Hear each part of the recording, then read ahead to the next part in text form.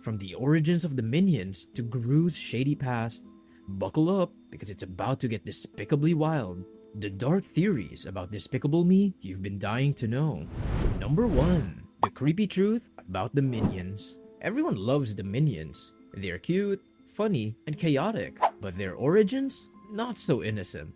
One theory suggests that the minions were engineered to serve villains. Think about it. They're small, loyal, and practically indestructible. The perfect henchmen. But where did they really come from? And that's where things get dark. Some fans speculate that the minions are failed experiments or the results of real-world wartime atrocities. There's even a chilling theory linking their design to human test subjects during World War II. And yes, it's as creepy as it sounds. Although, photos of old diving suits resembling minions have been debunked. The resemblance is hard to unsee though, and their gibberish language? It could be a side effect of the experiments that created them. It's a grim thought. Are the minions victims of a sinister past, doomed to serve masters forever? Oh. Para okay! Pancake! Oh. Yeah. Number 2. Gru, a villain or a war criminal. Gru may be a loving dad now, but let's not forget his villainous roots. With his high-tech gadgets, global connections, and actual lair, he wasn't just some cartoonish bad guy, he was the real deal. Some fans believe Gru's villainy ran deeper than petty heists. Theories suggest he might have been a war criminal with his landmark thefts, like the moon, symbolizing the dismantling of world powers. His minions? They could have been mercenaries in his global takeover schemes. Gru's traumatic childhood might explain his dark tendencies. His mother's constant ridicule hints at a tough upbringing, fueling his desire for control and power.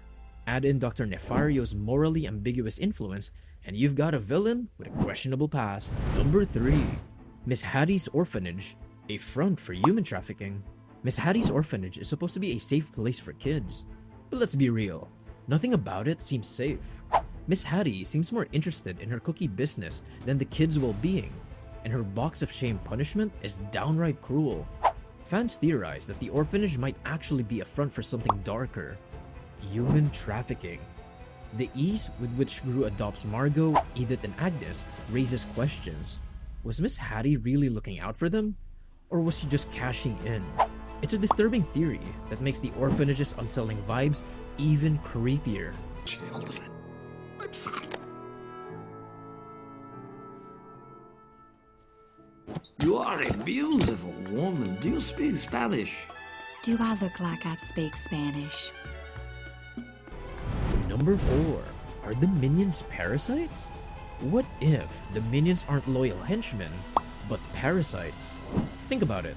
They latch onto the most powerful villain they can find, offering their services in exchange for survival.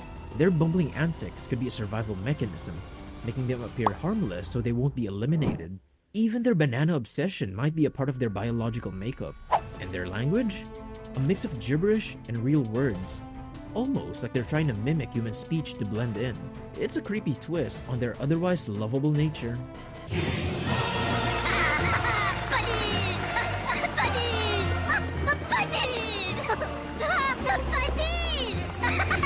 Number 5. Agnes and the Unicorn, a metaphor for lost innocence. Agnes's dream of owning a fluffy unicorn might seem like a cute subplot, but some fans see it as symbolic. The unicorn represents her innocence and hope, something she clings to after her tough life in the orphanage. When Gru dismisses her dream, it could symbolize the harsh realities of growing up. But when he wins her the unicorn at the carnival, it's a small but powerful victory for her childlike wonder. Even in a cruel world, there's still room for a little magic.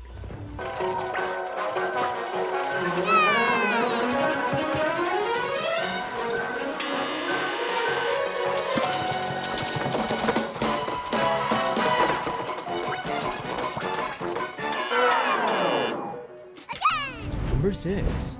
The Apocalypse Theory. What if the Despicable Me universe is actually post-apocalyptic? Hear me out. The minions could be one of the last surviving species evolved to serve the remaining powerful humans. Gru's high-tech gadgets and underground lair might not just be signs of villainy, they could be remnants of a world that's already fallen apart. This theory turns the franchise into a dystopian epic hiding under a comedic facade.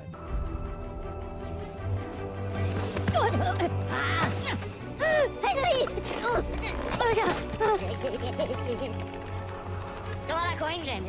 England se separa. Number 7. Vector's mysterious disappearance. Remember Vector, Gru's rival from the first movie? After being stranded on the moon, he's never mentioned again. Some fans speculate he may have died or even found a way to survive in space, plotting his revenge. Either way, his fate remains one of the franchise's biggest unanswered questions. Victor. I am not Victor anymore. Victor was my nerd name. Now I am Vector. Sit down. Do you know where the shrink gray is? Duh. Back in my place. Oh, is that right? Back at your place. Oh, that's cool. Number 8. The moon heist's hidden consequences. When Gru steals the moon, it's treated like a goofy stunt, but in reality, removing the moon would wreak havoc on Earth's tides, ecosystems, and weather. Fans suggest that this could be a subtle commentary on humanity's disregard for nature in the pursuit of power. While the Earth survives in the movie, it's a chilling reminder of how easily balance can be disrupted.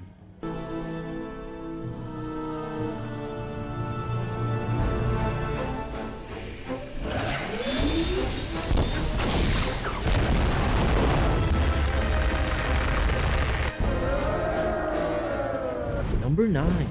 The Anti-Villain League's Dark Side. The Anti-Villain League, or the AVL, is supposed to fight bad guys. But what if their motives aren't so noble? Some theories suggest that the AVL manipulates former villains like Gru for morally questionable missions. By recruiting someone as dangerous as Gru, they might be using his skills for their own shady agenda. Blah, blah, we understand. You're old, you're fat, you're done. No. Let me breathe in. Whew, broke a little sweat there. First order of business. Which one of you losers is Agent Gru? Number 10. Dr. Nefario's role in Gru's villainy. Dr. Nefario's quirky persona hides a darker side. His willingness to invent freeze rays, shrink guns, and destructive robots suggests that he's more than a harmless scientist.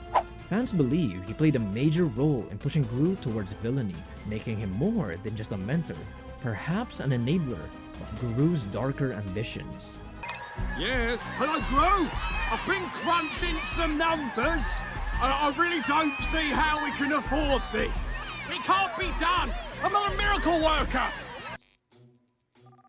Dr. Nefario, I'm going to need a dozen tiny robots disguised as cookies. Number 11. Gru's gadgets. Stolen military tech? Gru's advanced weapons like freeze rays and shrink rays may not be original creations. Some fans theorize that they were stolen from military programs. The sophistication of these inventions suggests access to classified technology, tying Gru's villainy to a network of global espionage. Oh, you've got to be pulling on my leg. Hello? Cookies for sale. Go away, I'm not home. Yes you are. Scarlet Overkill, Herb Wild, and the birth of the Anti-Villain League. At the end of Minions, the Queen is furious after the debacle involving the Crown and Scarlet Overkill's antics. As a result, the Anti-Villain League is formed to prevent such chaos from happening again. Scarlet and Herb are eventually captured, but instead of facing punishment, they're offered a pardon in exchange for their assistance in establishing the AVL.